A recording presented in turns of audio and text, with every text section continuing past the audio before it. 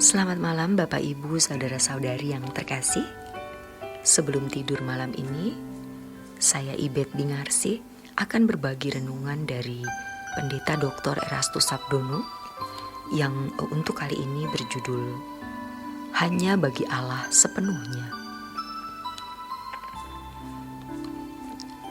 Konsep doa sangat dipengaruhi oleh pengertian mengenai siapa dan bagaimana Allah, serta bagaimana seharusnya manusia menempatkan diri di hadapan Allah dan membangun relasi atau hubungan dengan Dia.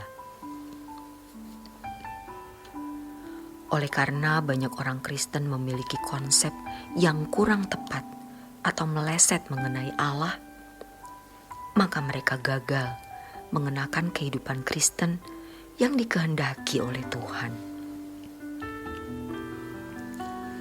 Tidak jarang, pemahaman orang-orang Kristen tertentu dipengaruhi oleh ajaran agama lain.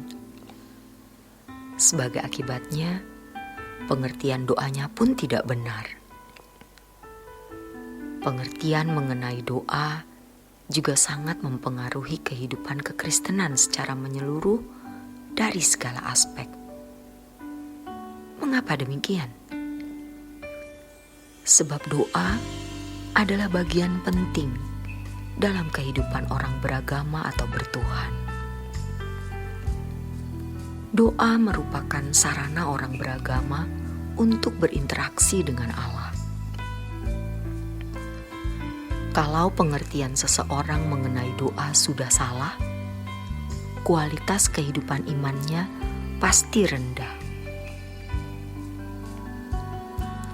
Hakikat doa dalam kekristenan pada dasarnya adalah suatu dialog atau relasi yang terus-menerus terjalin antara Allah dan umat dalam segala keadaan, dalam segala persoalan, dan dimanapun orang percaya berada. Jadi, kalau Alkitab dalam 1 Tesalonika 5 ayat 17 mengemukakan mengenai doa tiada berkeputusan,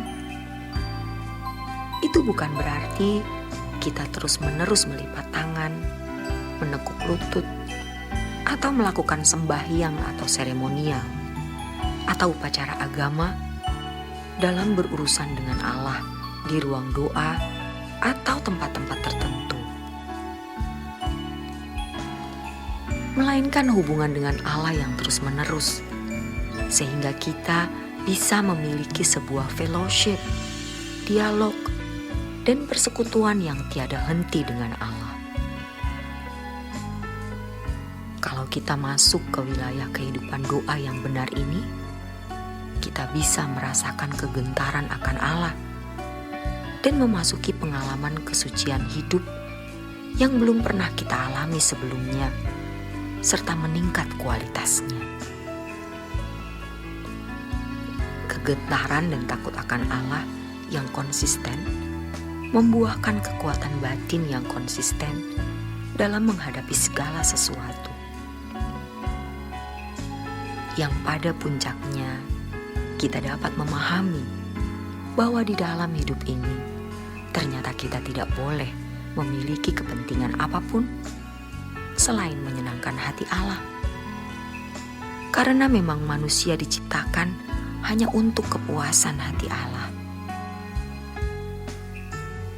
Orang yang berdoa kepada Allah dalam arti berdialog dan terus-menerus dalam interaksi dengan Allah harus melepaskan segala kepentingan.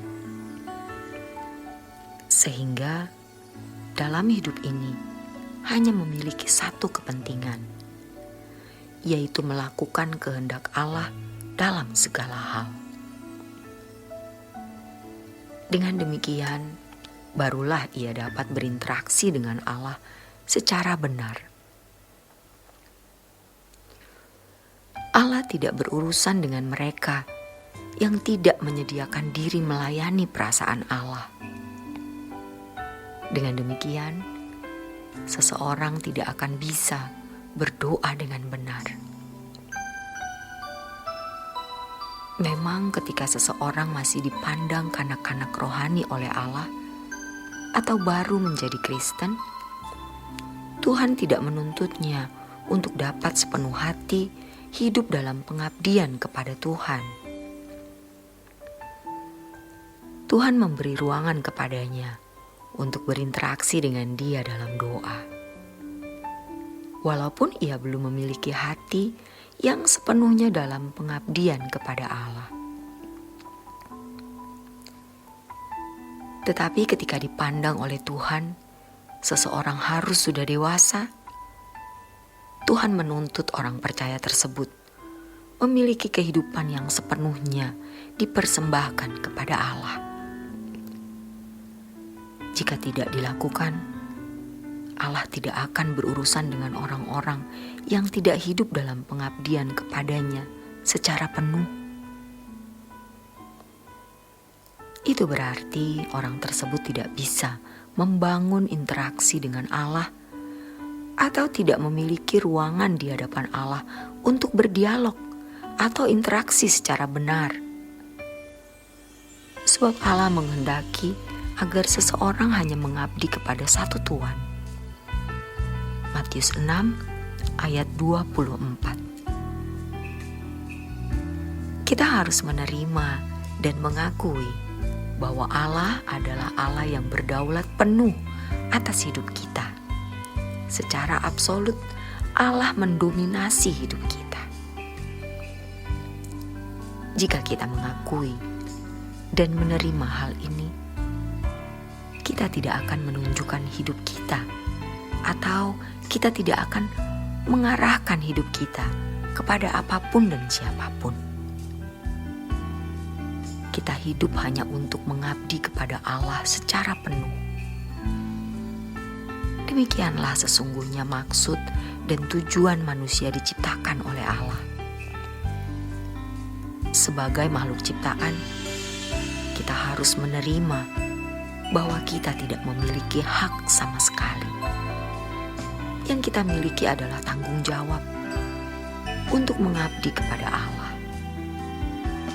Kalaupun ada semacam hak yang kita miliki, sesungguhnya itu adalah anugerah di mana kita memperoleh berkat dan pemeliharaan Allah serta menikmati segala sesuatu yang Allah ciptakan untuk semua makhluk, terutama bagi manusia yang adalah anak-anak Allah. Kalau seseorang hanya beragama secara umum, hidupnya dipetakan oleh hukum-hukum, tidak dituntut dalam segala hal menyenangkan hati Allah, atau hidup dalam pengabdian sepenuh kepadanya. Bagi mereka, yang penting sudah melakukan hukum-hukum agama tersebut. Tetapi bagi umat perjanjian baru, kita dituntut untuk memiliki batiniah yang harus bersih dan lurus agar bisa melakukan segala sesuatu sesuai dengan kehendak Bapa. Itulah sebabnya Tuhan Yesus berkata di dalam Matius 5 ayat 48, "Kamu harus sempurna seperti Bapa." Mengapa demikian? Sebab orang percaya harus bersekutu dengan Allah. Lebih tegas lagi Allah berfirman, "Kuduslah kamu, sebab Aku kudus." Dengan hidup dalam kekudusan, seseorang dapat mengimbangi kekudusan Allah, sehingga kita bisa berinteraksi dengan Allah. Dalam hal ini, kekudusan adalah bukti seseorang memiliki kesediaan untuk hidup dalam pengabdian kepada Allah. Selanjutnya, orang-orang seperti ini akan rela menyerahkan segenap miliknya bagi Tuhan. Ketika seseorang dipandang oleh Tuhan harus sudah dewasa, maka Tuhan menuntut orang percaya tersebut memiliki kehidupan yang sepenuhnya dipersembahkan kepada Allah. Demikianlah renungan malam kali ini. Kiranya renungan ini memberi pencerahan bagi kita semua. Selamat beristirahat dalam berkat Tuhan.